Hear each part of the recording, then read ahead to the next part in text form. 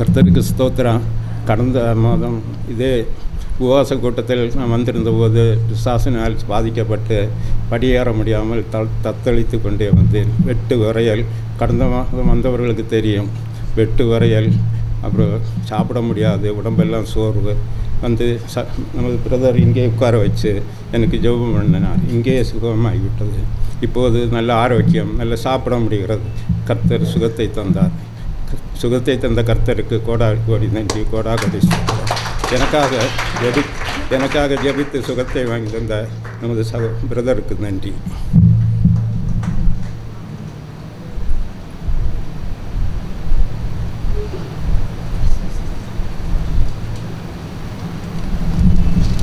ஏசாயா 43 அதிகாரம். இப்போதும் யாக்கோபே, உன்னை சிருஷ்டித்தவரும் இஸ்ரவேலே, உன்னை உருவாக்கினவருமாகிய கர்த்தர் சொல்லுகிறதாவது, பயப்படாதே, உன்னை மீட்டு கொண்டேன், உன்னை பெயர் சொல்லி அழைத்தேன், நீ என்னுடையவன். நீ தண்ணீர்களை கடக்கும்போது நான் உன்னோடு இருப்பேன், நீ ஆறுகளை கடக்கும்போது அவைகள் உன்மேல் புரளுவதில்லை. நீ அக்கினியில் நடக்கும்போது வேகாதிருப்பாய், அக்கினி ஜுவாலை உன் பேரில் பற்றாது. நான் இஸ்ரவேலின் பரிசுத்தரும் உன் இரட்சகருமாய் இருக்கிற உன் தேவனாகிய கர்த்தர். உன்னை மீட்கும் பொருளாக எகிப்தையும் உனக்கு ஈடாக எத்தியோப்பியாவையும் சேபாவையும் கொடுத்தேன். நீ என் பார்வைக்கு அருமையானபடியினால் கனம் பெற்றாய். நானும் உன்னை சிநேகித்தேன், ஆதலால் உனக்கு பதிலாக மனுஷர்களையும் உன் ஜீவனுக்கு ஈடாக ஜனங்களையும் கொடுப்பேன். பயப்படாதே, நான் உன்னோடு இருக்கிறேன். நான் உன் சந்ததியை கிழக்கிலிருந்து வரப்பண்ணி உன்னை மேற்கிலும் இருந்து கூட்டி சேர்ப்பேன்.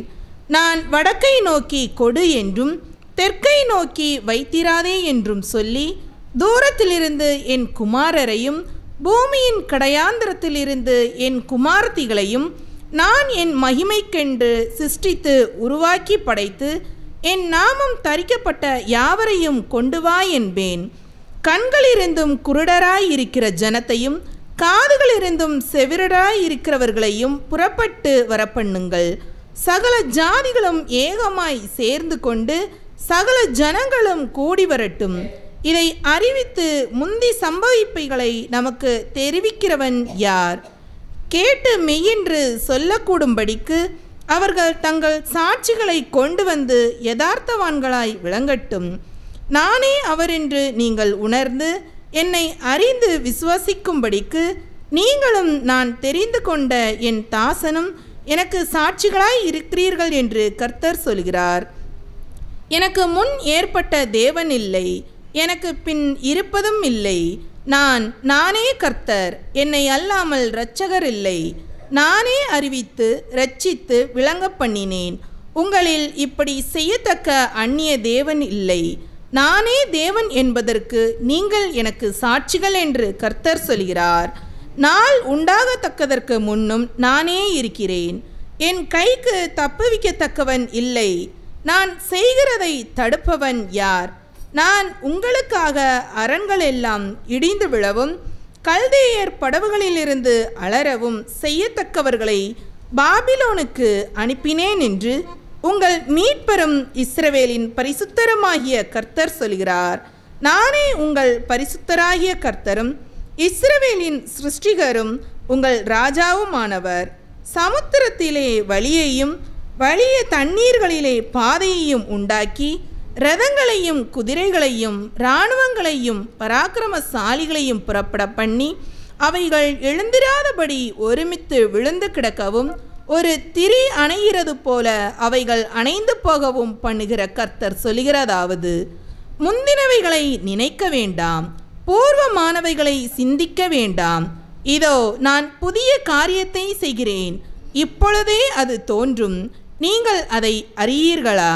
நான் வனாந்தரத்திலே வழியையும் அவாந்தர வெளியிலே ஆறுகளையும் உண்டாக்குவேன். நான் தெரிந்து கொண்ட என் ஜனத்தின் தாகத்துக்கு வனாந்தரத்திலே தண்ணீர்களையும் அவாந்தர வெளியிலே ஆறுகளையும் உண்டாக்குவதினால் காட்டு மிருகங்களும் வலு சர்ப்பங்களும் கோட்டான் குஞ்சுகளும் என்னை கனம் பண்ணும். இந்த ஜனத்தை எனக்கென்று ஏற்படுத்தினேன், இவர்கள் என் துதியை சொல்லி வருவார்கள். ஆனாலும் யாக்கோபே, நீ என்னை நோக்கி கூப்பிடவில்லை. இஸ்ரவேலே, நீ என்னை குறித்து மனம் சஞ்சலித்து போனாய்.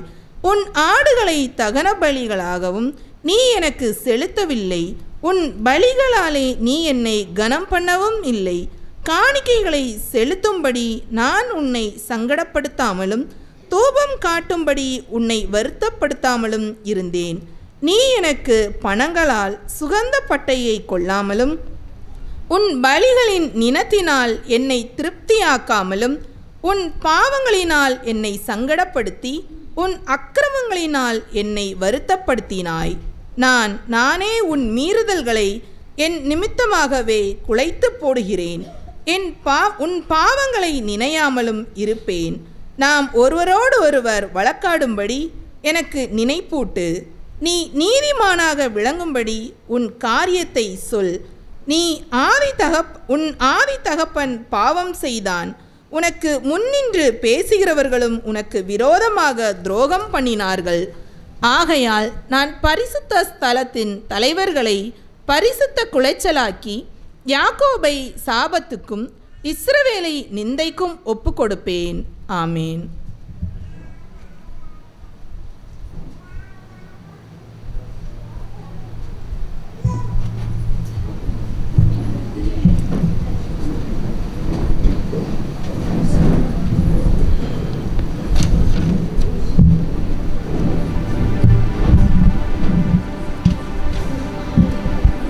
Hallelujah. Hallelujah. Hallelujah. Hallelujah. Hallelujah. Hallelujah. Hallelujah. Hallelujah. Hallelujah. Hallelujah. நான் உன்னை அதிசயங்களை காண பண்ணுவேன். மறுபடியும் கர்த்தர் சொல்லுகிறார், நான் உன்னை அதிசயங்களை காண பண்ணுவேன். மறுபடியும் கர்த்தர் சொல்லுகிறார், நான் உன்னை அதிசயங்களை காண பண்ணுவேன். வாரும் ஐயா போதகரே, வந்த மேடா தங்கீரும் சேரும் ஐயா பந்தியிலே, சேரும் ஐயா பந்தியிலே, சிறியவாரா எங்களிடம், சிறியவரா எங்களிடம், ஒளிமங்கி இருளாச்சே, தமரே வாருமையா, களித்திரவு காத்திருப்போ, களித்திரவு காத்திருப்போ, அதலனே கருணை செய்வாய், காதலனே கருணை செய்வாய். வாரும் ஐயா போதகரே, அந்த மேடா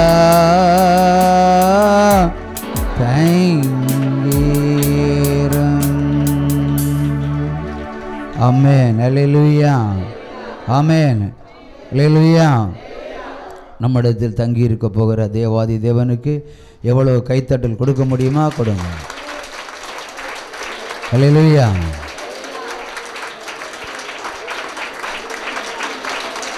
இந்த உபவாச கூட்டத்தில் வருகை தந்திருக்கிற யாவரையும் இயேசு கிறிஸ்து நாமத்தில் வாழ்த்துகிறேன்.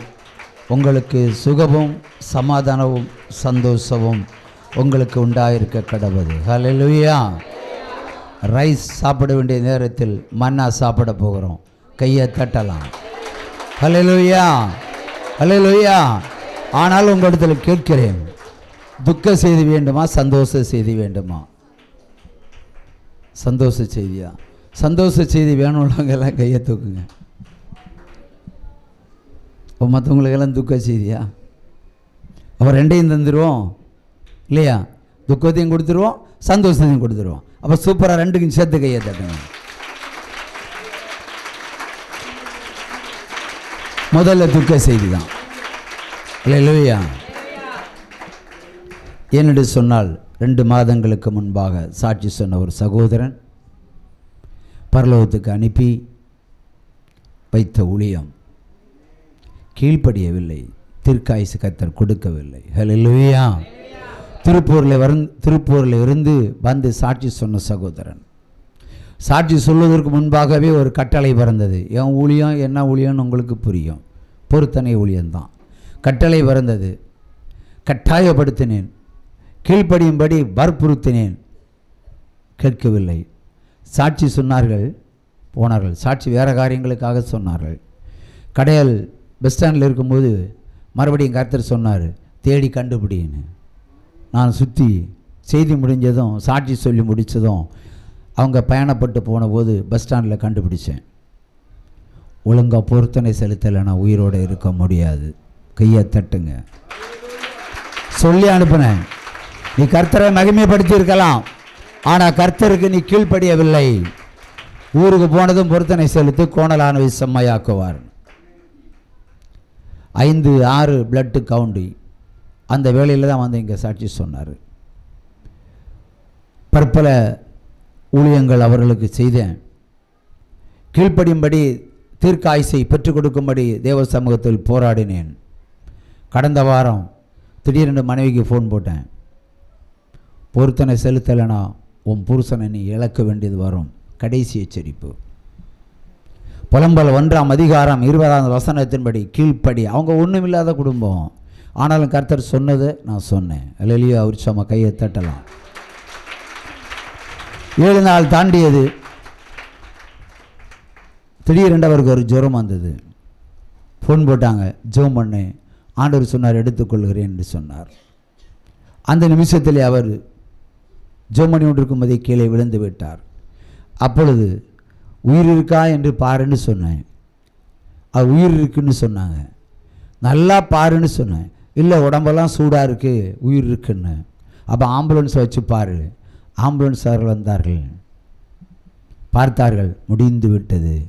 யாக்கோபின் தேவன் என் தேவன், எனக்கென்றும் துணையவரே, என்னாலும் நடத்துவாரே. யாக்கோபின் தேவன் என் தேவன், எனக்கென்றும் துணையவரே, என்னாலும் நடத்துவாரே. அடுத்த துக்க செய்தி. 3 வருடங்களுக்கு முன்பாக களுவந்தட்டையைச் சேர்ந்த ஒரு சகோதரனுக்கு தீர்க்க தரிசனம் உரைத்திருந்தேன். அவர்களும் கீழ்ப்படியவில்லை, வசனத்துக்கு செவி கொடுக்கவில்லை. வேதம் சொல்லுகிறது, வசனத்துக்கு நடுங்குகிறவனை நான் நோக்கி பார்ப்பேன், நான் நோக்கி பார்ப்பேன். அல்லேலூயா. வசனத்துக்கு நடுங்கணும். நான் வியாபாரி இல்லை, கர்த்தருடைய வார்த்தையை அறிவிக்கிற வந்த ஒரு ஊழியக்காரன். அல்லேலூயா. அது வியாபாரம் மாதிரி உங்களுக்கு தோன்றும், ஆனால் அது வியாபாரம் அல்ல. சுவிசேஷம் அறிவிக்கிற பணி வியாபாரம் அல்ல. மறுபடியும் சுட்டி காட்டுகிறேன். திடீரென்று நான் 3 வருஷத்துக்கு முன்னாடி சொன்னேன், கீழே விழுந்து சாவான். அதே மாதிரி கீழே விழுந்து மரித்து விட்டார். இப்படி 2 பிள்ளைகளை இந்த ஜீவ ஒளி இழந்து விட்டது. அந்த துக்கம்தான். கையை தட்டுங்க. ஆகவே துக்க செய்தி. அடுத்த ஒரு சந்தோஷ செய்தி. உற்சாகமாக கையை தட்டுங்க. ஆண் பிள்ளை வேண்டும் என்று சொல்லி ஒரு சகோதரி வந்தார்கள். கட்டாயம் ஒரு ஆண் பிள்ளையை பெற்றெடுப்பாய் என்று சொன்னேன். அதே மாதத்தில் கர்ப்பம் தரித்தார்கள். 1ஆம் தேதி மருத்துவமனைக்கு அவர்கள் கடந்து செல்லுகிறார்கள் பிரசவத்திற்காக. 5ஆம் தேதி டேட்டு. ஆனால் கர்த்தர் முன்குறித்து சொன்ன தேதி 2 மணி. உற்சாகமாக கையை தட்டுங்க. 2 மணிக்கு ஃபோன் வருகிறது, என் மகள் ஆண் பிள்ளை பெற்றெடுத்தாள். ஹல்லேலூயா, என்ன சந்தோஷம். ஹல்லேலூயா. நான் அடிக்கடி சொல்லுவேன், ஜீவனும் மரணமும் இங்கிருந்து தான் புறப்படும். உற்சாகமாக கையை தட்டு. அது உலகத்துக்கும் சரி, உங்களுக்கும் சரி. ஹல்லேலூயா, ஹல்லேலூயா. சகோதரன் கொடுத்த ஒரு சாட்சியில் ஒரு வசனம், யோவான் 8:12. அவர் சொன்னதை திரும்ப வாசிப்போம். ஜெபத்தை ஆரம்பிக்கல, யாரும் உட்காரக்கூடாது. கால்வலின்னா கடவுள்கிட்ட கேட்டுக்கிடுங்க. மறுபடியும் இயேசு ஜனங்களை நோக்கி, நான் உலகத்திற்கு ஒளியாயிருக்கிறேன். என்னை பின்பற்றுகிறவன் இருளிலே நடவான் என்ற காரியத்தை, ஜீவ ஒளியை அடைந்திருப்பார் என்று அவர் விளக்கமாக சொல்லிவிட்டார். உற்சாகமாக கையை தட்டுங்க. ஆர்சி கிறிஸ்தவனாக